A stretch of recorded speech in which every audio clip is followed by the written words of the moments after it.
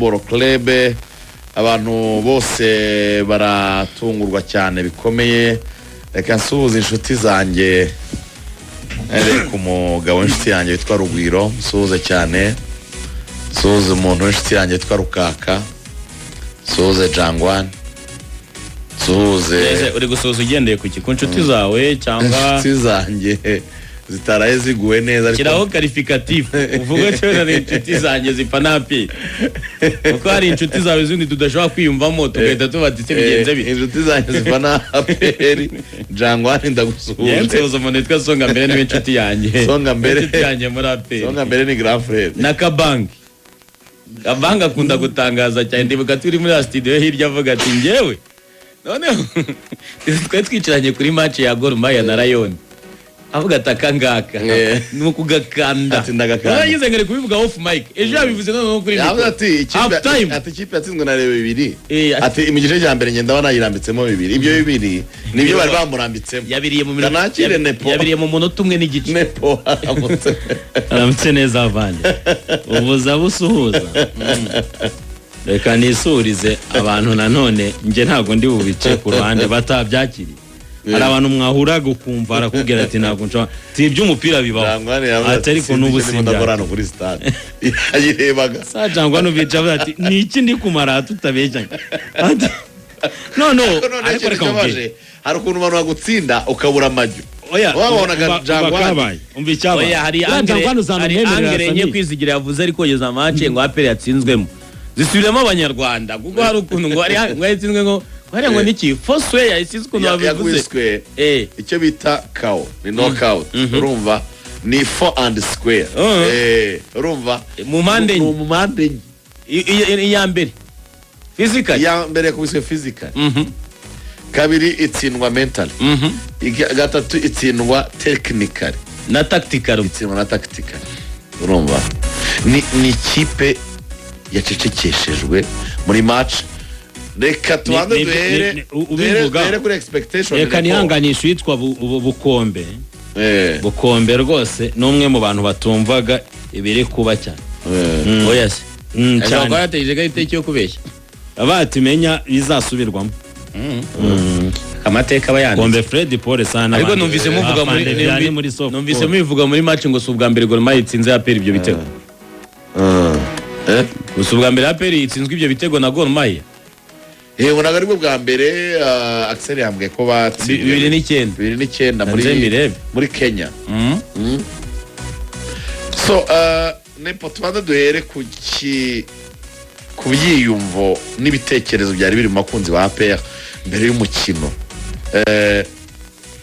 Bagiye mu mukino bafite confidence, bifite icyizere. Ubundi bari bafite impamvu yo kugira icyo cyizere nepo. Abakunzi ba APR hari umutego bagwamo, abayobozi sinzi niba iki kintu bari bucyumve. Abakunzi ba APR bagwa mu mutego uteye utya wo kugira expectations ku ikipe yabo bigendanye n'ibivugwa biri gukorwa bitandukanye n'ibyo babonye. Impamvu mbyise gutyo, Rayon Sport igiye kwinjira, reka ni mukeba reka tuyifateho urugero, igiye kwinjira muri Sekafa ifite ishusho byibuze ku kigero, reka mbyite 50 kwizigera reka tureke kubizamura, reka tubigire 50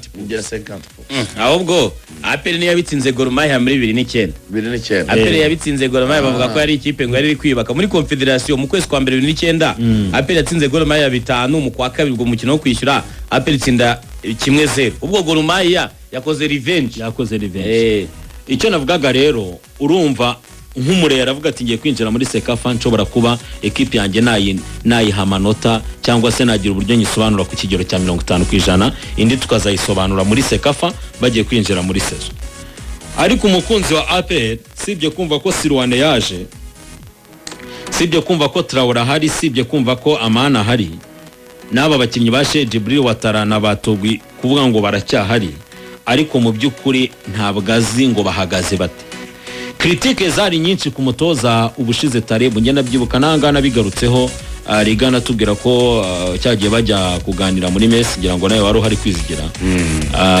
bayobozi bakuru muri APR cyangwa se mu ngabo baganiriza bamwe mu banyamakuru babwira nyine umutoza atwaye igikombe cy'amahoro agashyiraho shampiyona gatwara ibikombe 3 muri sezo atari uwirukanwa iganavuga ati bamugira ikize navuze nti ndasubiramo ijambo nayo navuzeyo n'ubushize mvuga ngo APR iri kwiyubaka ariko uwizazana wese bizagorana kuri imitoreze ya Tereb nge nabyuka nayo nabigarutseho noneho icyo gihe bamugirira ikizere arahaguma ariko abafana baravugaga ngo ese Tereb bagiriye ikizere ahagaze ate none agiye kwinjira mu mwaka w'imikino ute icyo navugaga rero ni iki expectations zabo zibata mu mutego